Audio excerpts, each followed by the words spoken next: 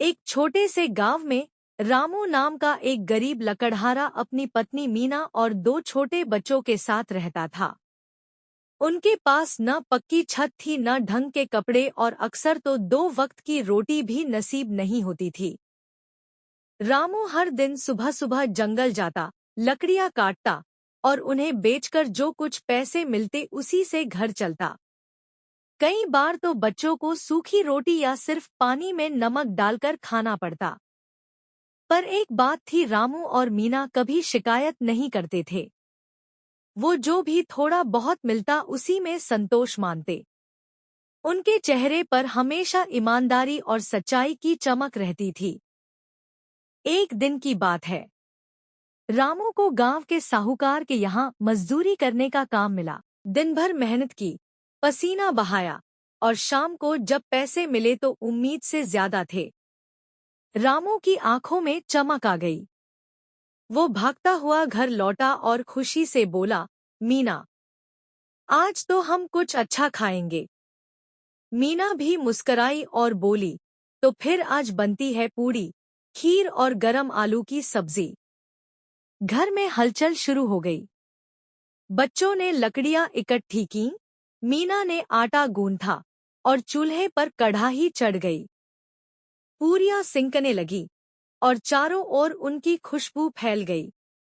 लेकिन तभी बादलों की गड़गड़ाहट शुरू हो गई। तेज आंधी और बारिश ने पूरे गांव को ढक लिया। बाहर सब कुछ भीग रहा था और अंदर रामू का परिवार पहली बार इत्मीनान से खाना खाने बैठा ही था। तभी दरवाजे पर एक दस्तक हुई। रामू ने दरवाजा खोला तो देखा एक अम्मा पूरी तरह भीगी हुई, कांपती हुई, हाथ जोड़कर खड़ी थी। वो बोली, बेटा कुछ खाने को दे दो, बहुत भूखी हूँ। रामू और मीना एक दूसरे की तरफ देखने लगे। आज कई दिनों बाद उनके घर में खाना बना था। बच्चों की आंखों में उम्मीद थी, लेकिन रामू ने बिना देर किए अम्मा को अंदर बुलाया। मीना ने अपने हिस्से की सारी पूरी, सब्जी और खीर उनकी थाली में परोस दिया।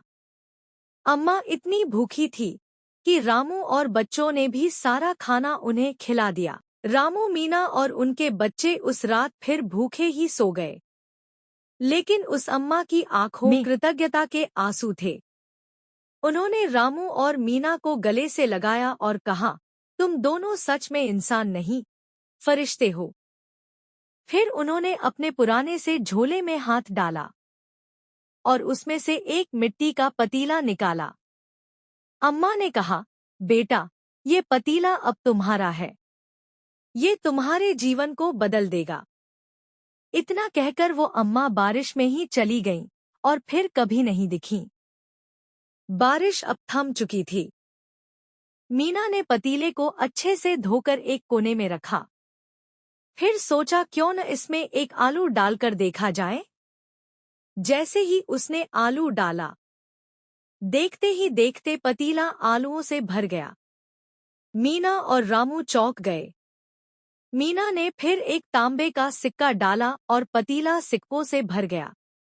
अब तो उनकी आश्चर्य और खुशी का ठिकाना नहीं रहा। वे समझ गए ये कोई साधारण अम्मा नहीं थी। वो कोई देवी स्वरूप थी जो उनकी दयालुता और भलाई से प्रसन्न होकर यह वरदान दे गई थी।